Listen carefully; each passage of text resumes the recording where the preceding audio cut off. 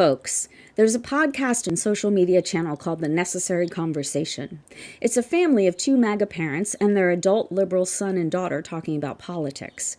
Basically, the kids try to speak cogently to their parents, and the parents try to dole out as much assholery as possible, often at the expense of their children. Dad, would you be okay with U.S. troops shooting unarmed U.S. citizens? Absolutely. Why? Because if you're against us, you're against us. Who's us? And this is hey, I told you years ago this was going to happen. Now it's happening. And you guys are, the bottom line is all you Democrats are nothing but cowards.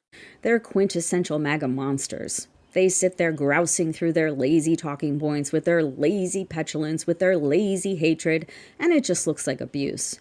Because nobody should have to fight for scraps of decency from their parents. The brother and sister hosts say they get all their political talk out of the way on the podcasts, so when they have family events, they don't have to talk about politics. Right. So what? Dad makes fun of your clothes? He tells you your potato salad sucks because you put dill in it? He asks if your electric car requires you to have a man bun. He tells you he was worried you'd never get a date when you were a kid because you were chunky. This would be par for the course for this boomer dad. He's rotten through and through. Racist, bigoted, cruel, arrogant, aggressive, and ignorant.